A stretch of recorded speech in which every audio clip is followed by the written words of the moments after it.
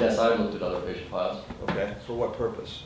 Just to get an understanding of what his medical records look like and then the codes that he was assigning to those medical records. Okay. Are there reports on those patient file examinations of you? No. Why not?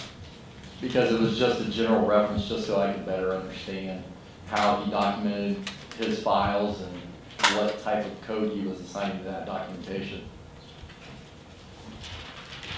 So you present Dr. Bowerman with these 40 or so files, ask him to focus on the top 10 highest billing patients, and then at some point Dr. Bowerman prepares a report in January of 2018. Is that correct? Correct. All right. And that report lists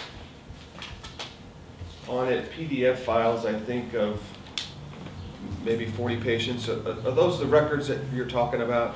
That's correct. All right, understood. And then there was a second report that was generated by Dr. Bowerman in September 1st of 2018. You familiar with that report? The report regarding the critical care? Yes, sir. Yes. All right, so some additional patient files were given to Dr. Bowerman to prepare this critical care report in September of 18. Correct. How did Dr. Bowerman get those 8 patients referenced in his critical care report dated September of 18? So on the critical care aspect, we did have an analyst at my office. He took the Medicaid claims data. He looked at all of Dr. Lazzerini's critical care billing codes, and he did run a statistical sample. And our goal was, or my goal was, to extrapolate based on Dr. Bowerman's finding after he reviewed those specific patient files that were pulled in the sample. I prepared a list of the patients that were identified in the sample that was pulled, and then requested the medical records via subpoena from the hospitals.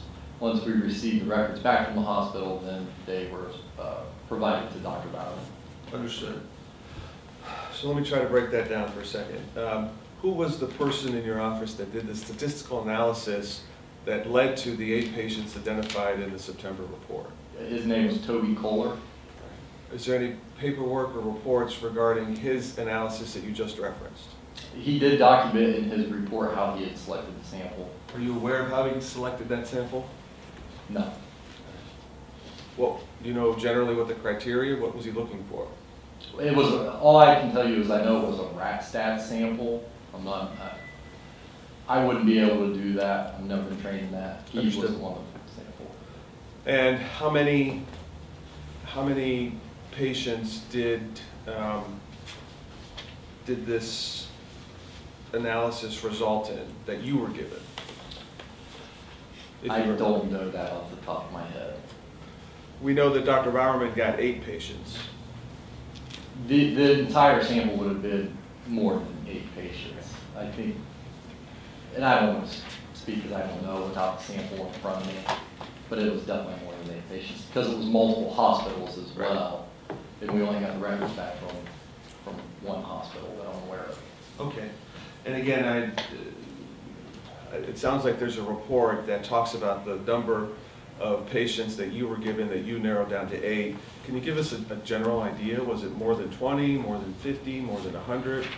No, I think the number would probably be the 20 to 30 range. And what, I'm sorry. No, I was just saying off the top of my head. Sure, I understand. So what does that 20 or 30 patient pool represent? These are patients who what characteristics do they share? These are just patients Dr. Lazzerini that he had built a critical care code for. Okay, I understand, gotcha. All right, so that's what at least you were looking for. Yes.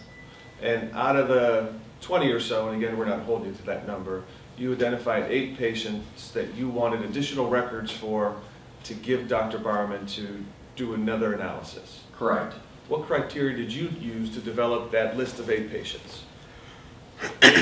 It was the rat stat sample that was pulled by Toby Kohler. Okay. And the criteria was that they had been built a critical care code.